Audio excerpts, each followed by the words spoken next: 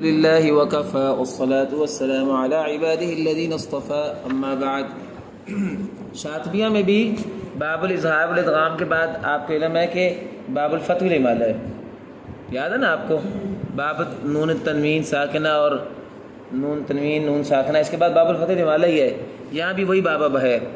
القول في المفتوح والممال وشرح ما فيه من الأقوال أمال ورش من ذوات الياء ذا الراء في الأفعال والأسماء نحو رأى بشرى وتترى واشترى ويتوارى والنصارى والقرى والخلف عنه في أراكهم وما لا راء فيه كاليتامى ورما وفي الذي رسم بالياء عدا حتى زكى منكم إلى على لدى إلا رؤوس الآي دون هاء وحرف ذكراها لأجل الراء واقرأ ذوات الواو بالإصجاع لدى رؤوس الآي للاتباع والألفات اللاء قبل الراء محفوظة في آخر الأسماء كالدار والأبرار والفجار والجار لكن فيه خلف جاري والکافرین مع کافرین بالیاء والخلف بجبارین. بس یہاں تک ہم دیکھتے ہیں انشاءاللہ. پہلے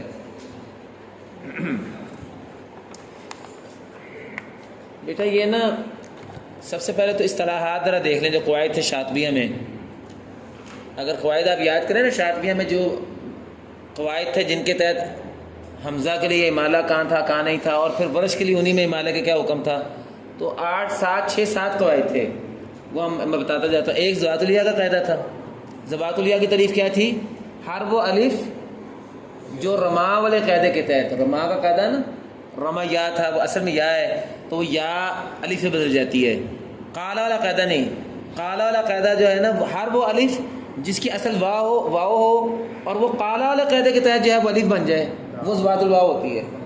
ذوات الواو جمع ہے، ذات الواو مفرد ہے. ذل واو بھی اس کو کہتے ہیں، ذل واو بھی کہہ سکتے ہیں، واوی بھی کہہ دیتے ہیں، اور ذوات الواو یہ جمع ہے.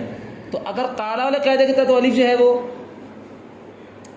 واو سے الف بن گیا ہو تو وہ ذات الواو ہوتا ہے. اگر وہ رما والے قاعدے کے تحت جو ہے وہ الف بن گیا ہو تو وہ ذات الیاء ہوتا ہے. 2 قاعدے ہو گئے نا، 2 قاعدے ہو گئے. ہر ایک حکم الگ بتاتے جائیں گے. تیسرا ذات الراء ہے. ذات الراء، ذوات الراء، ذرا، ذرا، رائی بھی کہہ دیتے ہیں اس کو، رائی. یہ کیا ہے؟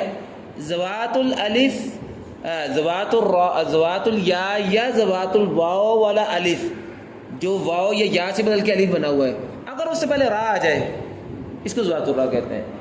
تو ذوات الراء کیا ہوتی ہے؟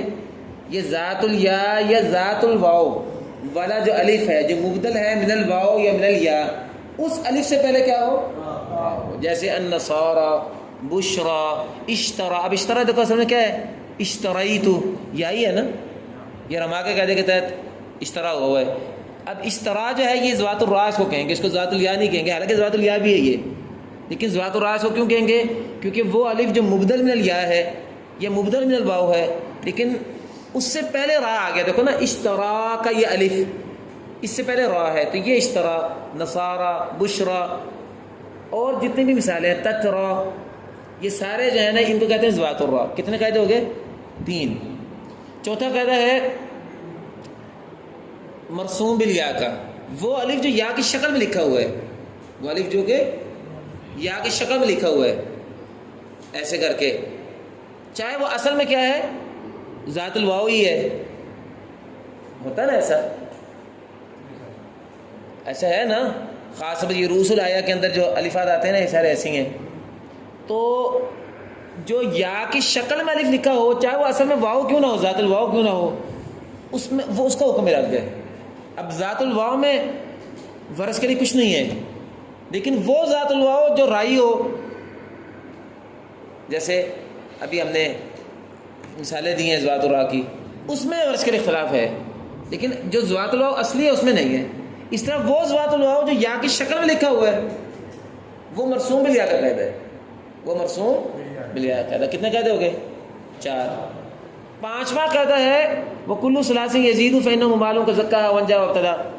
وہ شاطبی میں ہر ثلاث، یہ اب صرف کے قاعدے ہیں سارے، یہ 5ویں قاعدہ ہے.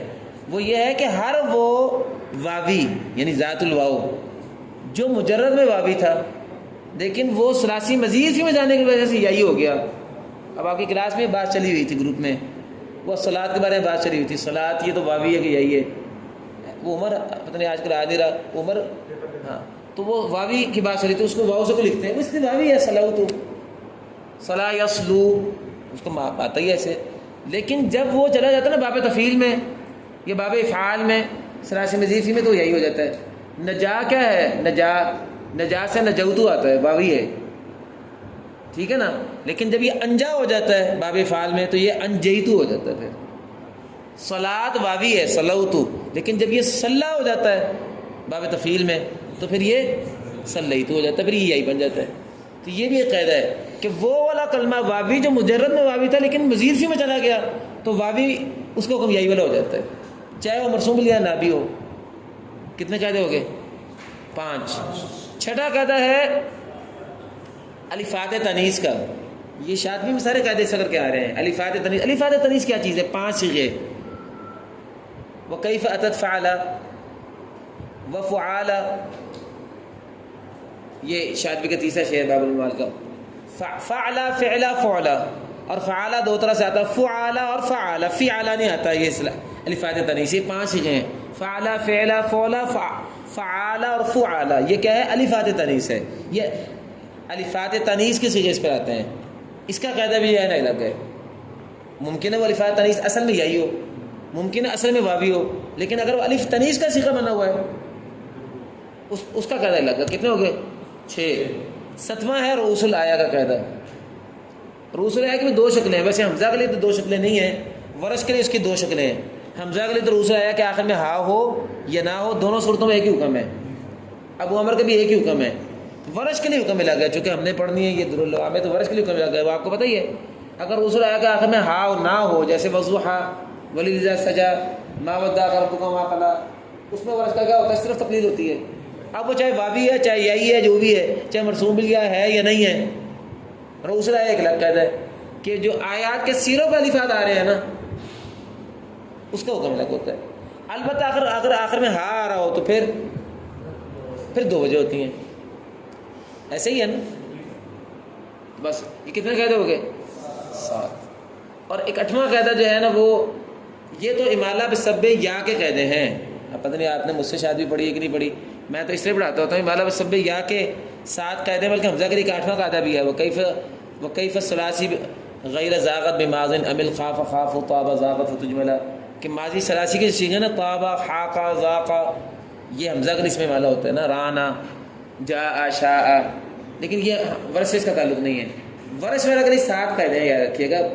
حمزہ امالہ بسب یا کے، امالہ جس میں سبب یا بنا ہے، وہ یا اصل کلمہ میں ہو، یا وہ اصل میں تو واو تھی لیکن مرسوم بھی یا تھا، یا اصل میں تو واوی تھا لیکن مزید ہی میں جا کے یا بن گیا، یا اصل میں تو جو بھی تھا رؤوس الآیا پہ یا کی شکل میں آیا ہوا ہے، یا اصل میں واو تھا لیکن را آیا ہوا تو اس کو تو ذات الیا کہتے ہیں، اس کو ذات الرا کہتے ہیں.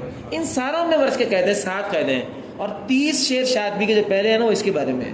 اور شاطبی کے اس کے بعد پھر 13 شعر جو ہیں وہ امالہ بسب کسرہ کے ہیں. امالہ کے 2 سبب ہیں، یا امالہ بسب یا ہوتا ہے یا امالہ بسب کسرہ ہوتا ہے. امالہ بسب کسرہ کا قاعدہ جو ہے وہ 2 ہیں. 7 قاعدے میں آپ کو پہلے بتا چکا ہوں. 8واں قاعدہ میں نے کہا چھوڑ دیں، حمزہ کا خاص ہے. امالہ بسب کسرہ کے 2 قاعدے ہیں، یاد رکھیے گا. یہ امالہ بسب یا کے 7 قاعدے تھے. کون کون سے؟ ذات الیا، ذات الواو، مرسوم بالیا، ثلاثی مزید فی کا قاعدہ، ذوات الراء 5، اور اس کے بعد الفات تانیث 6 اور رؤوس الآیا 7. اور ایک 8واں تھا حمزہ کا قاعدہ، وہ میں نے کہا چھوڑ دیں، حمزہ ہمارے سے متعلقہ نہیں ہے نا. 8 قاعدے تھے. اور امالہ بسب کسرہ کے 2 قاعدے، ایک ذات الالف. ذات الالف کس کو کہتے ہیں؟ وکل الفات اتت، وکل الفات اتت کیا ہے؟ را طرف عمل، وہ یعنی 3 چیزیں اس میں. ہر وہ الف جس کے بعد را ہو، ہر وہ الف جس کے بعد را ہو، اور را جو ہے مکسور ہو 2، اور وہ الف یا را طرف میں ہو، جیسے الناری، جیسے ابصاری، جیسے انصاری. یہ ہے ذات الالف. اس کا قاعدہ کیا ہوتا تھا شاطبی میں کہ ورش کے لیے تقلیل ہوتی تھی، ابو عمر بصری اور دوری کسائی کا امالہ ہوتا تھا. یہ جو قاعدہ ہے یہ پہلا قاعدہ ہے، یہ پہلا قاعدہ ہے. دیکھیں یہ شعر ہے، ہاں یہ شعر ہے، وفی الفات قبل را طرف اتت، وفی الفات قبل را طرف اتت بکسر. جیسے میں شاید بھی پڑھاتا رہا نا، میں شاید بھی یاد بھی کی تھی، پھر پڑھاتے پڑھاتے کافی عرصہ ہو گیا تو کچھ چیزیں بھول جاتی ہیں، ویسے بھی مصروفیات زیادہ ہیں. وفی الفات قبل را طرف اتت بکسر عمل تدعى حمیدا وتقبلا. ٹھیک ہے نا، تو یہ ایک قاعدہ ہو گیا. دوسرا قاعدہ زور عین کا. زور عین کا قاعدہ کیا ہے؟ زور عین کا قاعدہ ہے کہ زوات الالف سے پہلے ایک اور راہ آ جائے. جیسے زوات الیا یا زوات الواو سے پہلے ایک راہ آ جائے تو کیا ہوتا ہے؟ وہ زوات الراہ ہے. تو اگر زوات الالف سے پہلے ایک اور راہ آ جائے، جیسے الابراری، ذات الابرار رو نہیں ہے زور عین، چونکہ وہ ذات الالف نہیں ہے نا الابرار رو. الابراری، الاشراری، قراری، یہ ذات الالف زور عین بنا ہوا ہے کہ ذات الالف سے پہلے ایک اور راہ آ گیا. اس کا فرق کیا ہے ذات الالف سے؟ بتائیں. اس میں پورے کسائی کا امالہ ہوتا ہے، اس میں پورے کسائی کا امالہ ہوتا ہے، حالانکہ ذات الالف میں صرف دوری کسائی کا ہوتا ہے. دوسرا حمزہ جو ہے وہ ذات الالف میں جو ہے وہ فتح کرتا ہے، لیکن زور عین میں وہ تقلیل کرتا ہے. یہ فرق ہے. اب آپ کے سامنے کتنے قاعدے آگے ورش کے؟ 9. اور اگر مجموعی قاعدے لائیں شاطبیہ میں باب الامالہ کے تو 10 ہیں. ہر قاعدے کے متعلقہ آپ کو بتاتا جاتا ہوں، جلدی پھر ہم کتاب سے پڑھتے ہیں. 10 شعر پڑھنے ہیں ہم نے. سب سے پہلے ذات الیا میں کیا ہے ورش کے لیے؟ فتح تقلیل. ٹھیک ہے. اس کے بعد ذوات الواو میں کیا ہے؟ کچھ نہیں. ذوات الواو میں کچھ نہیں ہے. 2 لکھنے کی ضرورت نہیں، بھی آپ کتاب سے پڑھیں گے، آسان ہی ہے. تیسری چیز کیا ہے؟ الفات تانیث کیا ہے؟ اس میں بھی 2 وجہ. اس کے بعد مرسوم بالیا میں بھی 2 وجہ. مرسوم بالیا میں سے 5 کلمات مستثنا ہے، آپ کو اگر یاد ہو شاطبی میں مرسوم بالیا سے 5 کلمات مستثنا کی تھی. یہ در الوامل میں مستثنا کرے گا. وہ کیا ہے؟ وہ یہ ہے کہ وما رسم بالیاء غیر لدا وما زکا والا من بعد حتى وقل علی. وما رسم بالیاء غیر لدا وما زکا والا من بعد حتى وقل علی. یہ 5 کلمات مستثنا ہے نا، یہ آئیں گے انشاءاللہ. تو مرسوم بالیا میں بھی اس کی 2 وجہ ہیں. کتنی باتیں ہو گئی؟ 4 ہو گئی ہیں. اور ثلاثی مزید فی کے قاعدے میں انجا یا صلی ورا میں اس میں بھی 2 وجہ ہیں. کتنی ہو گئی؟ 6. ذات الراء میں کیا ہے؟ صرف تقلیل، سوائے اراکہم کے. سوائے اراکہم کے. یہ شعر ہے نا جو امام شاطبی لے کر آئے ہیں، وذرائی برشن بین بین، وذرائی برشن بین بین. ذوات الراء میں صرف تقلیل. وفی اراکہم وذوات الیا لا الخلف جملا. اراکہم میں 2 وجہ ہیں، حالانکہ ذوات الراء ہے، ایک کلمہ مستثنا ہے. اور ذوات الیا میں اس کی 2 وجہ ہیں. شاطبی کیا ہے؟ ذوات الیا سے مراد یہ ورش کی 6 کی 6 قسمیں ہیں، 5 کی 5 قسمیں ہیں. 5 قسمیں ابھی رسول آیا نہیں آیا، یہ 5 کی 5 شکلیں مراد ہیں. شاطبی میں ذوات الیا سے مراد، جب برس کے لیے ذوات الیا کا لفظ بولتے ہیں نا تو شاطبی میں یہاں ذوات الیا سے مراد. ابھی آپ کی جو کتاب میرے سامنے ہے نا، پتہ نہیں جس کی بھی ہے، یہ اس کے اوپر لکھا ہوا بچے نے وذوات الیا کے اوپر پہلے 5 قاعدے مراد ہیں. وہ پہلے 5 قاعدے مراد کیا ہے؟ ذات الیا کا قاعدہ، مرسوم بالیا کا قاعدہ، الفات تانیث کا قاعدہ، ثلاثی مزید فی کا قاعدہ، اور اس کے بعد جو ہے ایک الفات تانیث کا قاعدہ. 5 قاعدے کون سے؟ 5 قاعدے بہرحال ہیں وہ شاطبی میں دیکھ. تو بیٹا اب یہ بات ختم ہوگی نا. اب باقی رہ گیا رؤوس الآیہ کا مسئلہ. وہ میں نے آپ کو پہلے بتا دیا، وہ اگلے شعر میں ہے یہاں. ولیکن رؤوس الآیہ قد قل فتحها له غیر ما ہا فی فحضر مکملہ. اگر ہا ہو تو 2 وجہ ہیں اور ہا نہ ہو تو 1 وجہ. آئیے ہم پڑھتے ہیں. اور الناری میں کیا ہے اس کے لیے؟ صرف تقلیل. اور الابراری میں کیا ہے؟ وہ بھی صرف تقلیل. چلیں اب ٹائم تھوڑا جلدی کر لیں ذرا. کہتے ہیں آسان ہے باب بالکل. القول فی المفتوح والممالی، یہ باب جو ہے یہ فتح اور امالے کے بارے میں. مفتوح کا مطلب فتح. یہ باب ہے فتح اور امالے کے بارے میں. وشرح ما فیہ من الاقوال، اور اس بات کی شرح میں ہے کہ اس سلسلے میں تفصیلات کیا ہیں، اقوال کیا ہیں، کہاں فتح ہوتا ہے کہاں امالہ ہوتا ہے، اس سلسلے میں اقوال کیا ہیں. وشرح ما فیہ، اور اس شرح میں ہے کہ اس سلسلے میں کیا ہے اقوال سے بیان. اقوال سے مراد کس چیز کا اقوال؟ کہ کہاں فتح ہے کہاں تقلیل ہے کہاں دونوں ہیں. ٹھیک ہے. چلو اب قاعدہ سنیں. امالہ ورش من ذوات الیا. ورش نے، اچھا یاد رکھنا بھائی، آپ کو پتا نا کہ قرات نافع میں امالہ کبرا جو ہے نا وہ بہت محدود ہے، بہت ہی محدود ہے. قانون یا ورش کے لیے شاید 1 آدھ کلمہ ہوگا، ورنہ عام طور پہ کیا ہوتا ہے؟ تقلید ہوتی ہے. تو یہ تکمیل المنافع میں اصحاب امالہ 6 سے مراد کون ہوتے ہیں؟ اصحاب 6. یہ اشرا نافیہ کی بات کر رہا ہوں. وہ 6 کون ہوتے ہیں؟ ورش ہوتا ہے، اتقی ہوتا ہے، اس کے بعد ابو الزہراء ہوتا ہے، اس کے بعد جو ہے قاضی ہوتا ہے، اور اس کے بعد ابن سعدان ہوتا ہے. تو یہ ابعون ہوتا ہے، یہ اصحاب امالہ کہتے ہیں ان کو اصل میں، چونکہ قرات ورش میں یا نافع کی قرات میں امالہ ہے ہی صغریٰ، تو پھر اس کو امالہ ہی کہتے ہیں، امالہ کبریٰ صغریٰ کا فرق نہیں کرتے۔ جب یہ لفظ مطلق امالہ بولتے تو ان کی مراد کیا ہوتی ہے؟ ارے نافع امالہ صغریٰ، تو امالہ ورش نے امالہ صغریٰ کی ہے مراد، یہ ان کے امالہ بول کے امالہ صغریٰ مراد ہوتا ہے۔ من زوات الیاء، زوات الیاء سے۔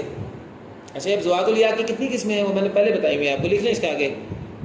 ایک وہ الف جس کے اصل یا ہو، نمبر 2 الفات تانیث، نمبر 3 مرسوم بالیا، نمبر 4 وکل ثلاثی یزید القاعدہ۔ اچھا نمبر 5 ویسے میں چھوڑ کے ایک بیان کرنا، میں نے آپ کو زوات الواو بیان کیا، زوات الواو تو مسئلہ ہی کوئی نہیں ہے۔ نمبر 5 ہے اس میں استفہام کا قاعدہ، اس میں استفہام کا قاعدہ، شاطبی میں اس میں استفہام کا قاعدہ ہے نا، وفی اسم فی الاستفہام انا وفی متى معا بعثا عائزا امالا وقل بلا، اس میں استفہام کا قاعدہ۔ یہ 5 چیزیں ہیں، وہ جو قاعدہ ہم کہہ رہے تھے نا زوات الیاء میں 5 چیزیں ہوتی ہیں، وہ 5 چیزیں کیا ہیں؟ وہ الف جس کے اصل یا ہو نمبر 1، نمبر 2 الفات تانیث، نمبر 3 مرسوم بالیا،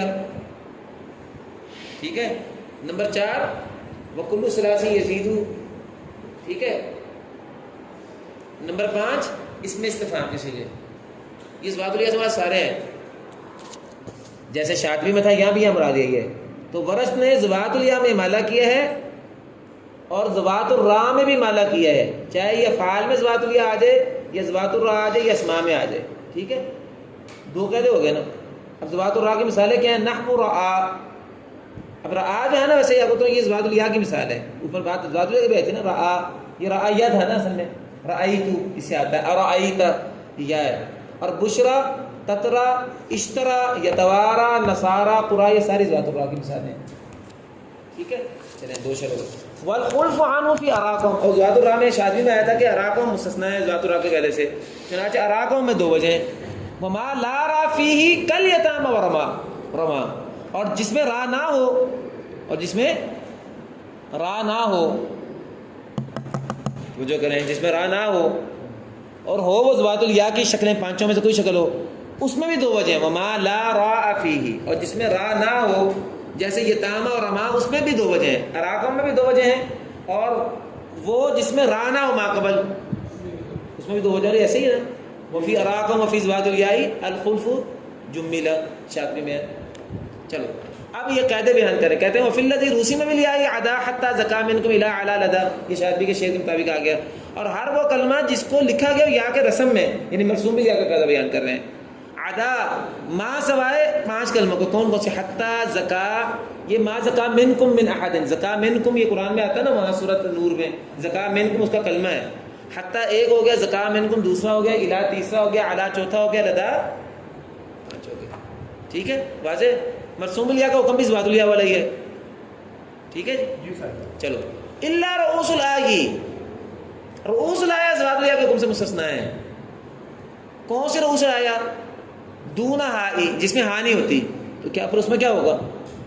اس میں صرف تقلیل ہوگی، ورنہ عام طور پر کہا نا والخلف عنہ فی اراکم وما لا را فیہ کالیام ورما، ان میں 2 وجہ ہیں نا، لیکن رؤوس الآیا میں آنے والی زوات الیاء جو ہے، چاہے مرسوم بالیاء کو نہ ہو، چاہے وہ ثلاثی مزید فی کو نہ ہو، چاہے وہ الفاظ تانیث کا صیغہ کو نہ ہو، چاہے وہ اس میں استفہام کا صیغہ کو نہ ہو، اگر رؤوس الآیا میں آ گیا اور ہاں نہ ہوا آخر میں تو پھر صرف تقلیل، ٹھیک ہے نا، دون ہا۔ وحرف ذکرہا لاجل الراء، اور اگر آخر میں ہاں آ بھی جائے لیکن وہ ہو زوات الراء جیسے ذکرہ ہے تو پھر بھی صرف تقلیل ہے، اور کہہ رہے ہیں اور حرف ذکرہ میں بھی تقلیل ہے لاجل الراء، کیونکہ رائی ہے۔ اچھا یہ ذکرہ کے لفظ کی بات کیوں کی ہے؟ اصل میں مثال آئی ہے ایک ہے ذکرہ، رؤوس الآیا 11 صورتیں ہیں نا، ان میں صرف ذکرہ ہا کے ساتھ صرف ذکرہ ہی آیا ہے بس، تو انہوں نے کلمہ بیان کر دیا، تو کہتے ہیں حرف ذکرہا لاجل الراء، اور ذکرہا بھی مستثنیٰ ہے، حالانکہ اس کے آخر میں ہا ہے، انہوں نے کہا کہ الا رؤوس الآئی دونہا، جس میں ہاں نا اس میں 2 وجہ ہیں، ذکرہا میں ہاں ہے تب بھی 2 وجہ نہیں ہے، کیوں؟ کیونکہ اس میں را ہے، کیونکہ یہ زوات الراء ہے۔ چلیں وقرا زوات الواو بالاسجاء، کہتے ہیں زوات الواو جو ہے نا اس میں بھی آپ اسجاء کس کو کہتے ہیں؟ امالے کو، اور امالہ سے مراد پھر کیا ہے؟ امالہ صغریٰ۔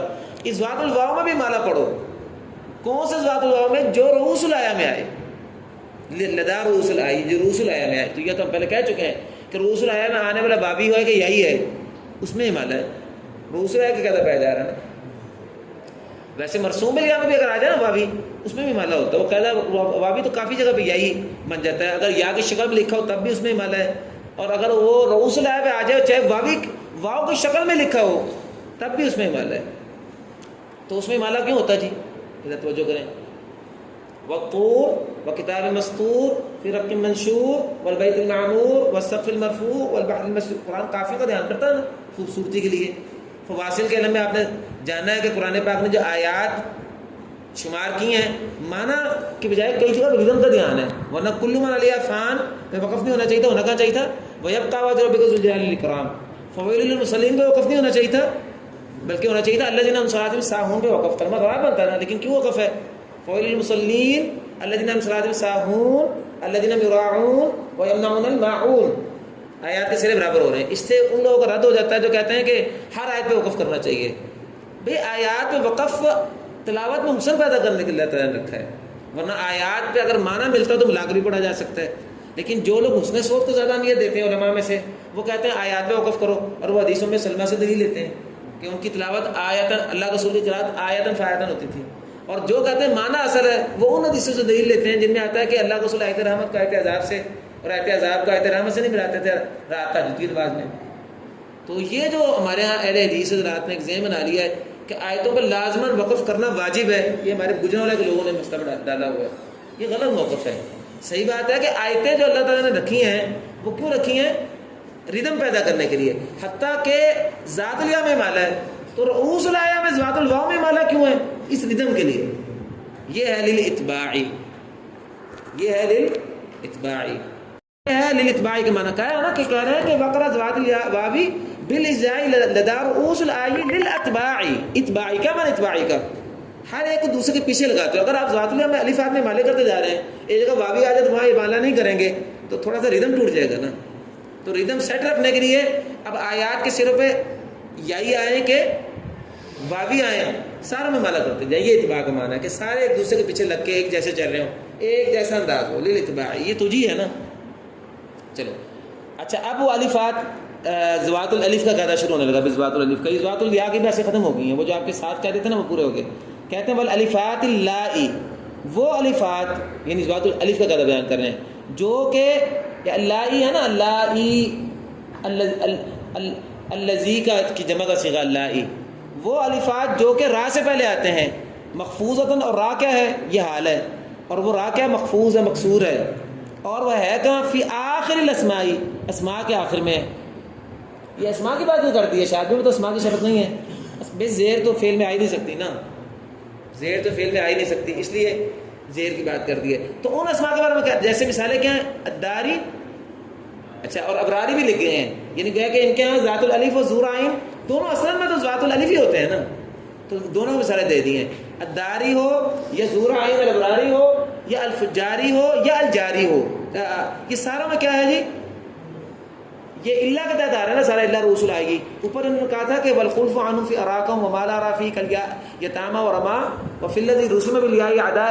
مرسوم الیاء میں بھی دو وجہ ہیں، اللہ سے شروع ہوا تھا کہ نہیں، کہاں کا دو وجہ نہیں ہے. ان میں ایک رسول آئے کا بیان کیا تھا، ٹھیک ہے، اسی ضمن میں الا علی الفات التي قبل الراء محفوظۃ فی آخر الاسماء، ان میں بھی دو وجہ نہیں. اس میں کیا ہے؟ ایک وجہ کیا؟ تقلیل. لیکن ایک کلمہ مستثنا ہے. شاطبی اگر آپ دیکھیں گے شاطبی میں نکل آئے گا. کلمہ الجار میں شاطبی میں دو وجہ ہیں. کلمہ الجار میں حالانکہ ذات الالف ہے لیکن شاطبی میں دو وجہ ہیں. شاطبی میں دو وجہ ہیں.